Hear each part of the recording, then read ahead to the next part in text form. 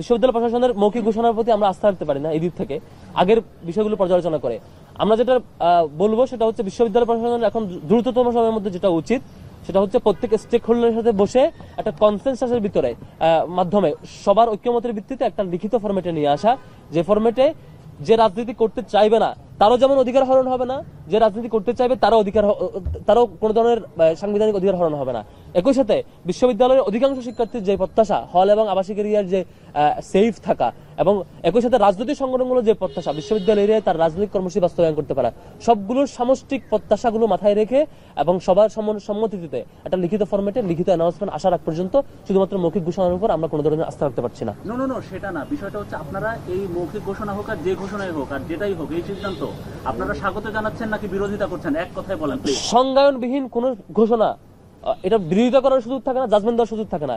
ওনার বিশ্ববিদ্যালয় প্রশাসন যে নিষেধাজ্ঞা বলেছে শব্দগুলো সংজ্ঞায়ন করে নাই। কি নিষেধ করছেন, কতটুকু এরিয়ার মধ্যে নিষেধ করছেন, নিষেধ হলে কি হবে, নিষিদ্ধ যে ঘোষণা করছেন সেটা ব্রেক করলে কি হবে, এবং সে সংজ্ঞায়নের মধ্যে কি কি শব্দ আওতাভুক্ত হয়, কি কি শব্দ আওতামুক্ত, এ ধরনের কোনো ফ্রেমওয়ার্ক তারা দেন নাই। যেহেতু সংজ্ঞায়নটা ক্লিয়ার না, সুতরাং এই ব্যাপারে জাজমেন্ট দেওয়াটা আমাদের জন্য কঠিন। শুধুমাত্র আবাসিক হলে রাজনীতি নিষিদ্ধ, আপনারা খালি এইটা বলেন। আমি সেটাই বলছি, রাজনীতি বলতে কি স্বাগত জানাচ্ছেন নাকি বিরোধিতা করছেন? আমরা আবাসিক এবং আমাদের যেটা রিকমেন্ডেশন ছিল আবাসিক এবং হল এরিয়ায় পলিটিক্যাল প্র্যাকটিস না থাকার ব্যাপারে আমাদের রিকমেন্ডেশন বহু আগে থেকে ছিল।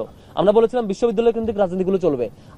আমাদের রিকমেন্ডেশন ছিল রাজনৈতিক সংগঠনগুলোর প্রতিনিধিরা তাদের হলে থাকবে আবাসিক শিক্ষার্থী হিসেবে, তার রাজনৈতিক পরিচয় কোনো ধরনের ফেভার পাওয়া কিংবা কোনো ধরনের চাপের মুখোমুখি হওয়ার কারণ হবে না। তার রাজনৈতিক পরিচয় সে তার মতামত প্রকাশ করতে পারবে, পলিটিক্যাল প্র্যাকটিস গুলো বিশ্ববিদ্যালয় এরিয়া কেন্দ্রিক করবে, এটা আগেও বলেছিলাম আমরা।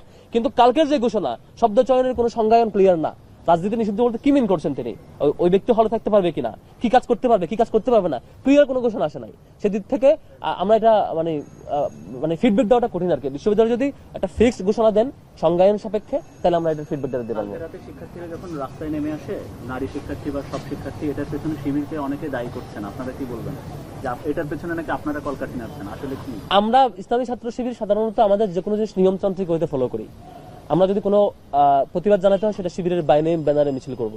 আর আমাদের যদি কোনো কিছু মানে রিকমেন্ড করতে হয় আমরা সেই রিকমেন্ডেশনটা আমরা ইউনিভার্সিটি প্রশাসনকে রিকমেন্ড করি। এর আগেও করেছি, এই যে হলে আবাসিক এরিয়ার রাজনীতি থাকা না থাকা ইস্যুতে আমরা রিকমেন্ডেশনটা আমরা এর আগেও বহুবার করেছি বিশ্ববিদ্যালয় প্রশাসনকে। আমি শেষ করি ভাই, গতকালকে আপনারা দেখেছেন যে একটা হলে শিবিরের পক্ষ থেকে দেওয়া পানির ফিল্টার ভাঙচুর চালাইছে। তার মানে কি এটা আমরা চালাইছি? এই ধরনের এগুলো দ্বিচারিতা।